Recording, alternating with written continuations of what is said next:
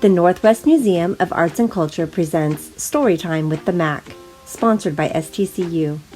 Today's story is Where Should Turtle Be? Written by Susan Ring, illustrated by Laurie Klein. Read with permission from Arbordale Publishing. Late one night, when you couldn't hear a sound, there came a cracking and a popping, something moving on the ground. Inch by inch, a turtle slowly broke away from its nest on the beach and headed for the bay. Guided by the lights, he knew they were the key to finding his new home, wherever that should be. But the lights weren't stars, and the lights weren't the moon. They were houses and cars, and he turned too soon. When Turtle stopped to rest by an old and crooked tree, he said, "I think I'm lost. This isn't where I ought to be." Little Turtle cried, and with his tiny voice he said, "I'm not where I should be. I'm in the woods instead." A bear came out when he heard the turtle's plea. He said, "A box turtle, that's what you could be.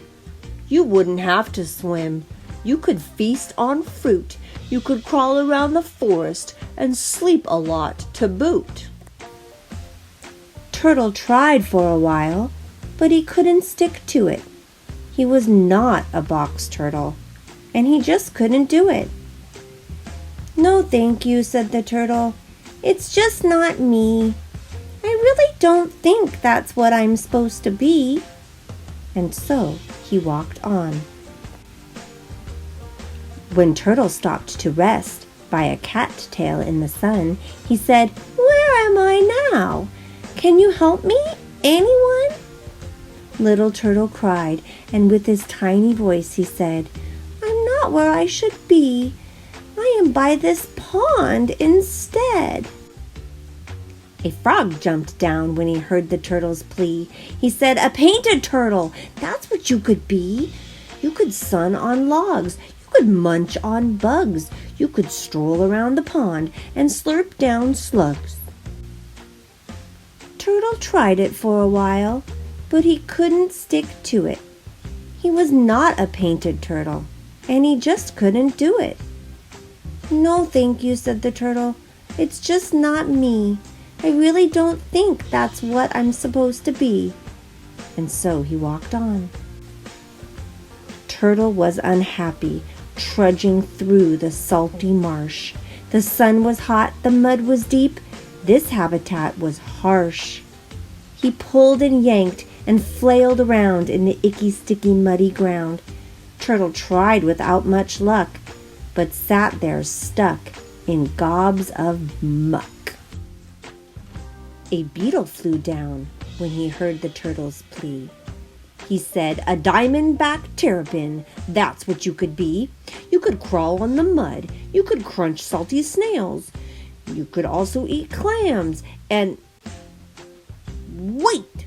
the turtle shouted. "I won't try it for a day. I'm not a terrapin, and I must get on my way." Then the turtle whispered, "You know, it's just not me. I really don't think that's what I'm supposed to be." Then Beetle tickled Turtle's shell. The turtle laughed so hard that pop! He flew out of the mud about a mile and a yard. Little Turtle cried, and with his tiny voice he said, "I was looking for my home, and ouch! My head is sore instead." A crab scurried down when he heard the turtle's plea. He pointed and he said, "Out there!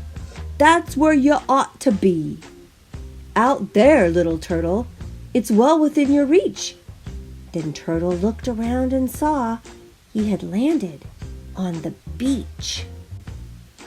Inch by inch he headed out that way, from the soft and sandy beach to the salty silver bay. Then Turtle slid in, and he shouted, "This is me, 'cause I'm supposed to be a turtle in the sea."